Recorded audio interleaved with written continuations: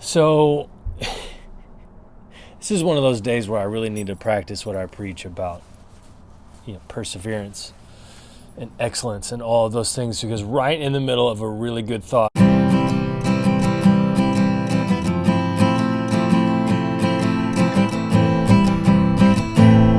Hey, welcome back to the podcast, Oak Ember Tribe. Man, I hope you are having a fall-tastic day. Fall is here in Texas to stay. Like, we were having some 80s, 90s still, but I think we are pretty much hanging out in fall weather from now on. It's fall back weekend. I'm not a fan. I wish we would I'm in the camp of let's get rid of daylight savings time. I'm sure somebody out there has a purpose and a meaning and a reason for it. I don't. I'd like to see it go. I'm tired of having my sleep jacked with. There's a really great podcast interview from the Andrew Huberman Lab with Dr., I hope I say this right, Samer Hattar, and they talk about the effects of daylight savings time on our sleep and our mental well-being. And I'm in agreement with those guys, let's get rid of daylight savings time. But that is not our first segment for this week. So let's jump into culture this week. It would be really easy, I think, to do politics all the time because there's just so much going on, and the current administration is so awful. But I don't want to do that. I don't want to there's so much more to life than politics. Politics is a drop in the bucket of life, and I don't want to hang out there. It'd be easy to hang out there, and I don't want to. I want to talk about other things because there's so much more going on. And I apologize. I'm going to sniff a lot. Sniffle. Excuse me. There is a cold making its way through our tiny little family. I blame the children. And so you can see, if you're watching that on YouTube, I got the puffy eyes and the whole I haven't slept well in a couple of days kind of thing going on. But regardless, I want to talk about something that I'm actually pretty excited about. Marvel, Sony, Marvel, however you do that properly. They dropped their second trailer for the Morbius film, and I'm actually pretty excited about it. I grew up on comic books. I've said that before in other episodes, and I love comic books. At one point I had a room full of it. But I've honestly become saturated to the Marvel universe. I just don't know if I can take any more, honestly. The Eternals came out. Not excited about that. There's a bunch of other stuff coming out. I'm not excited about those either. I haven't seen Venom, the new Venom movie. I'm kind of worn out on this whole superhero universe. They're really good, but I'm just worn, And the problem that I'm finding is they have a formula and the formula works. And that's great. I'm hopeful that with Morbius, we're going to get something legitimately different.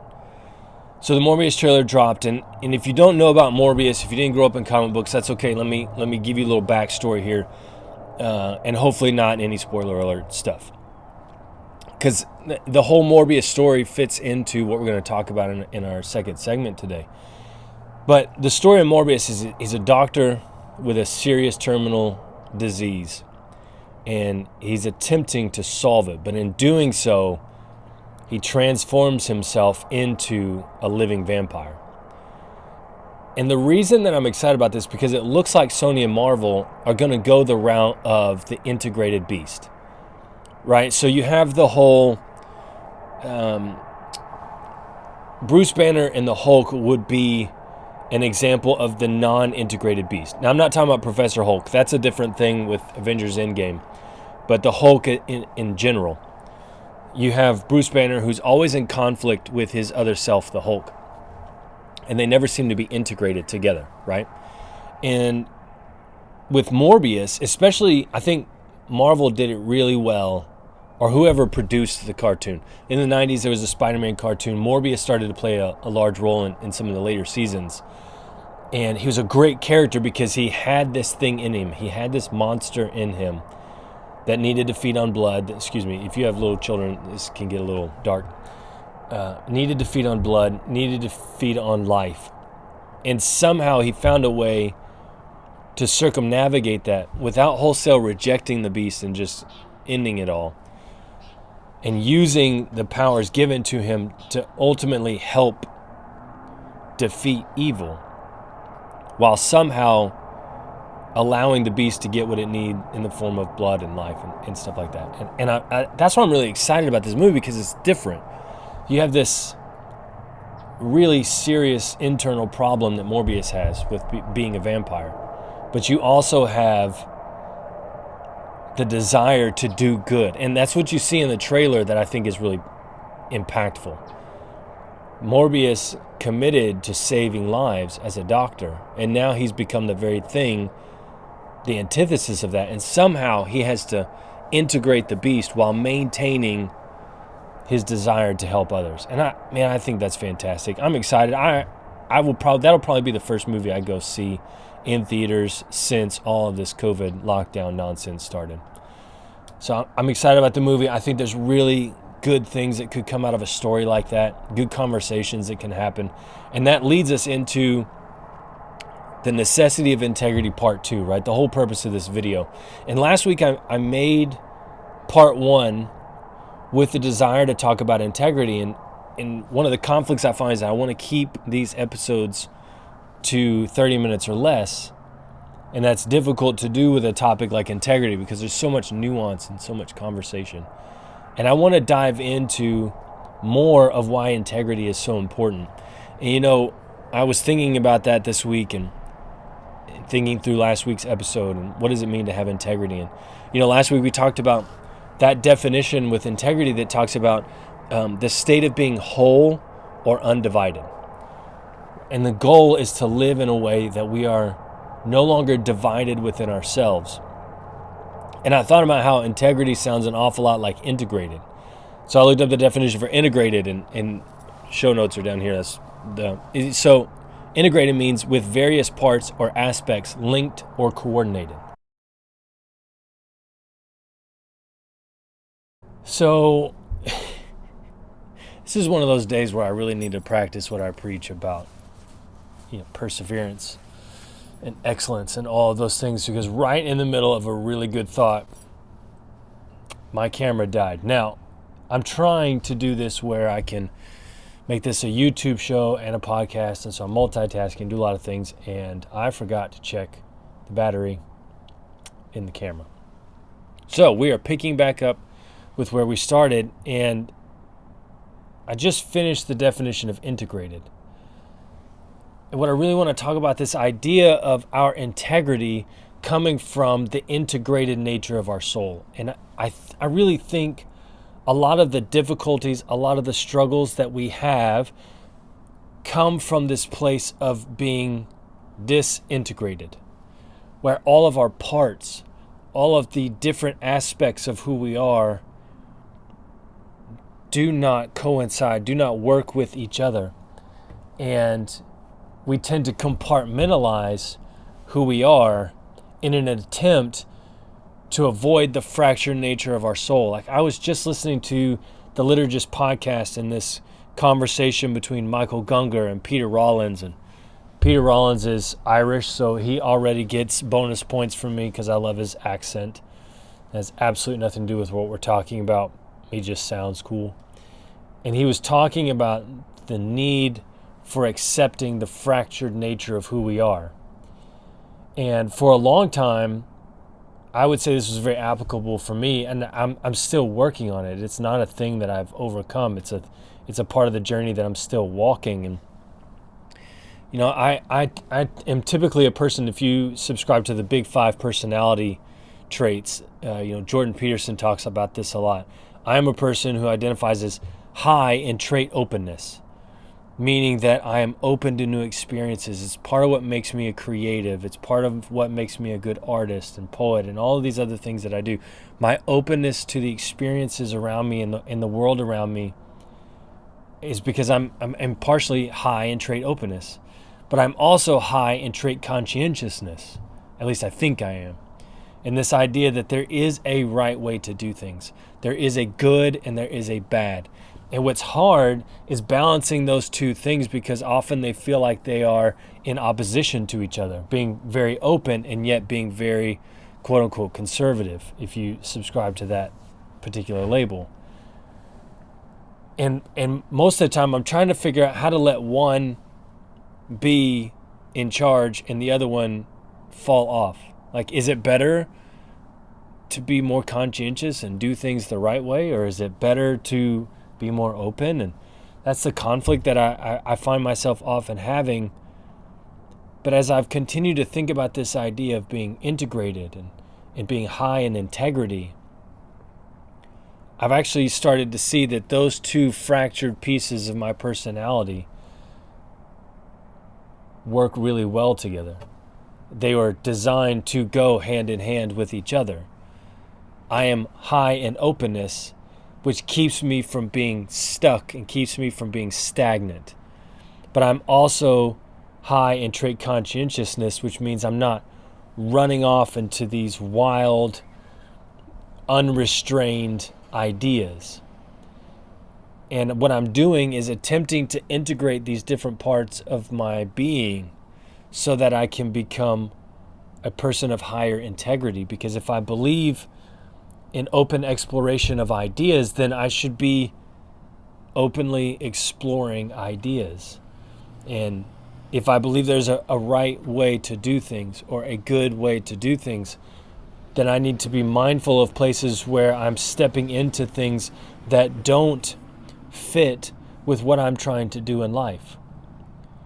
There are not all ideas that are going to be good for me.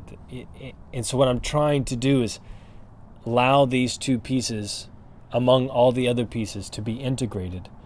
And I think that the more we become integrated with who we are, good, bad, ugly, and otherwise, the higher we become as people of integrity.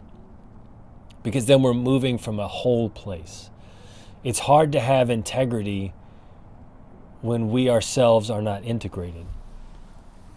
And so, what are some of the obstacles that get in our way from being integrated? And one of them is just self-loathing. Wow. Bleh. Let me get all my words together here. Self-loathing.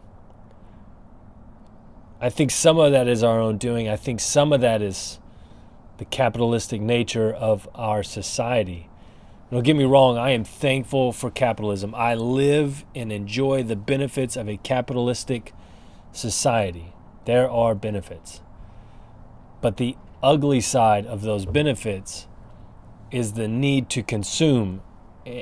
And when the need to consume is present, there needs to be a reason to consume. And so if I can make you feel like your life is less good, then I can hopefully drive you to frenetically pursue consumption, thereby bringing me profits. And so we live in a culture that's constantly trying to make us disintegrated, so that we will try to find the thing that will make us whole. And if we can find the thing that will make us whole, then we'll be okay. And it doesn't work that way, because there's always going to be the next thing that makes you think that you're whole. It's an endless pursuit, an endless consumption. And so I think that's part of the obstacles that take us away from this path of integration of self, right? So that's part of it. The obstacles are consumption, the needless desire for things, the frenetic pursuit of wholeness. I think we have our religions to blame for some of this. Now, I don't know as much as I would like to about other wisdom traditions and other faiths. I was raised in a Christian tradition, and that's what I know the best. And one of the things that burns my soul at the deepest level is this constant preaching from the front about how we're all busted, broken sinners. Because what it does is it causes disintegration. It causes us to want to rid ourselves of parts of who we are rather than integrating them and seeing them transformed.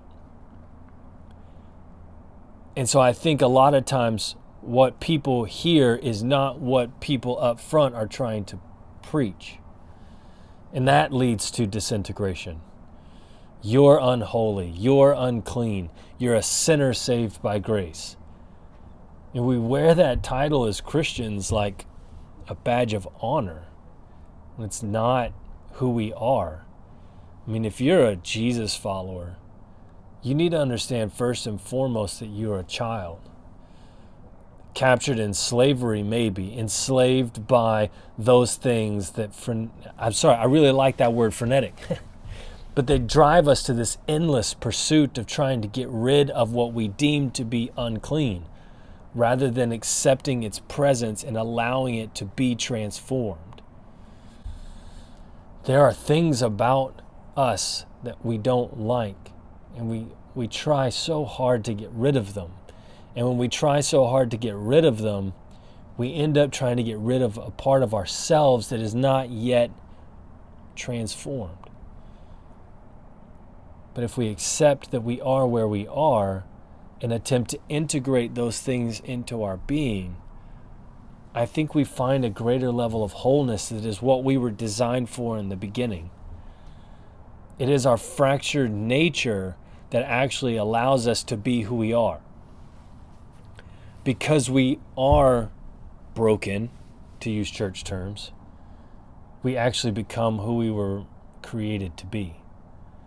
It's the great paradox. Like, you are who you are because of your attempt to overcome that which is in you that is broken. When we accept that those things are in us, we can then become more integrated. And from there, our place of integrity grows. Now, here's why integrity matters so much. And here's why, maybe I'm droning on about this, but I think it's so important. Because when we live from a place of integrated soul, our integrity grows and becomes greater. And from greater integrity, we can then move and operate in the world as we were created to, as we were designed to. And we bring our good things into the world. We bring our light into the world. We bring our positive energy into the world. Because it's really hard to do that when you are disintegrated internally.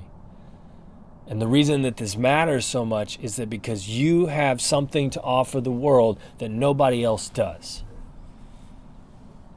And we spend so much time trying to get rid of the things that we don't like about ourselves. We miss the journey of bringing our good, wonderful, beautiful selves into the world. Like, that is one of the truths I hold most deeply to. There's a work for you to do in the world. There's a thing that only you can do, that if you don't do it from a place of wholeness, or if you never find that place of wholeness and are able to bring into the world that which what you were created to do, then the world misses out, because nobody else is going to do what you can do. Maybe you're a musician and there are songs that you need to write. And maybe those songs never get past your front door. Maybe the only people that ever hear those songs are your friends, but maybe those are exactly the people that need to hear them. But if you're constantly wringing your hands about whether or not people will want or appreciate your music, then you won't bring it into the world, and the world will be less than because of that. And that's the other obstacle that I think keeps us from living integrated with high integrity. We're so afraid of what other people will think. We're so afraid of the opinions of others. We value the opinions of other people more than we value our own choices and our own will and our own light. Epictetus and Marcus Aurelius both talk about this from the vantage point of Stoicism, about how we need to stop valuing the opinions of others and actually value what it is that we bring into the world. Because if we care more about bringing our good light into the world, we will care less about what other people think. I think that's such a pivotal point in being the best, most fully alive human beings that we can be. And so to get from a place of to get to a place of high integrity, we have to be people who are integrated. We have to accept that there are parts of us that we're not a big fan of. And we have to allow those parts of us to be. They have to be a part of who we are. And then we have to say, okay, if these are going to be a part of who I am, how can I see those parts transform to actually advance the things I'm supposed to do in the world? Rather than trying to sever them, rather than trying to cut them off, rather than trying to ignore that those parts of me exist, how can I see those things in me transformed so that I am better equipped, better capable of bringing what I'm supposed to bring into the world? Now, this is as much a reminder for me as it is for you. A lot of times I think about the things that I don't like about myself and wish that they weren't a part of who I am. But if they weren't a part of who I am, I wouldn't be me. I wouldn't be where I am right now. We have to embrace all of who we are and then see those parts of who we are transformed. Because when we do that, we have high integrity. And high integrity means we can move in the world from a trusted place. Now we get to that part of the definition of an integrity that talks about honesty. We can be honest because we're integrated, because we're not afraid of who we are. We're not afraid of what other people think about us. We're not afraid that we're going to somehow blunder through life and mess this whole deal up. So then we can move through the world with a level of honesty that's true to who we are. That's the whole purpose of integrity. Allowing ourselves to be integrated so that from that place of integration, we can move honestly through the world. That's really what I wanted to hit on the most with this episode. It's like we need you to be integrated. We need you to have a level of integrity that allows you to bring your best into the world, because what you have to offer the world, we need. We need more integrated, joy-filled people. And it's really hard to be joy-filled. It's really hard to be fully alive when you aren't integrated. When you're fighting yourself about who you are. It's such a valuable part of being human. Integrated, integrity, the integration of self will take you further than almost anything else out there. Because when you're not fighting yourself, you're free to do the good things you were made in this world to do. I believe that with all of my being.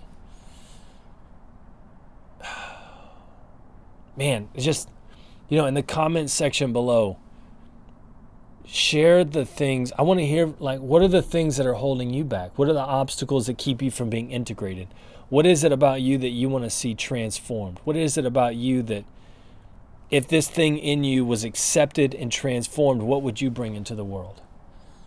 Because I believe every human being has something right and good and true and beautiful to offer the rest of us. And we need that. We need that for our world to thrive. I could go on, and that's probably a really good place to stop. We need you to offer your good things to the rest of us. Now, before we close out today's episode, there's a kind of a housekeeping thing that I want to address. 13 episodes in, this is episode 14. And the more I've done this, the more, this started out as a podcast for men. And my heart is still very much into that. But even just having done these last 14 episodes, I don't want to be limited to that. Yes, I still want to empower men to be the best men they can be. But I believe this podcast is for everyone. I believe that there are things that I can help people do, male or female. And I want this podcast to be for everybody. So I'm shifting the purpose of this podcast to helping people live fully alive. Whether you're a soccer mom who's just trying to figure out how to balance her mental health, or you're a dad trying to figure out how to do life and love your kids well, or you're a 25-year-old who has no idea what to do with his life. This podcast is for you. It's for anyone who feels like they need help on the journey to live the life that they know deep down inside they want to live. And that's what I want to do. I want to help everybody that is trying to do life to the fullest. So I'm shifting the podcast. This isn't just going to be a podcast for men. This is going to be a podcast for anybody who wants to do life to the fullest. I'm excited about that. I feel like it opens the door for even better conversations. And as this thing continues to grow, I hope that opens the door for even more conversations with people, interviews. Oh, I want to do interviews so much. I'm not there yet. I want to build this thing a little bit before I start doing that. But I want these episodes to be a blessing to you, no matter who you are, man or woman. So with that said, I'm going to close out today's episode. Man, I hope that you find this useful and valuable. I have no desire to do this deal just to say a bunch of words. Everything in my being wants to help people change their lives for the better. As always, subscribe to the podcast. Check us out on iTunes, Spotify, Amazon. All of that should be up and running here within the next 24 hours. I think I'm finally getting all the pieces together. Leave us a rating and review if you're on iTunes. It's the best way to help us grow the podcast. And more than anything, share this with people in your life that you believe need to hear positive encouragement about how to live life to the fullest. And until next time, everybody, cheers.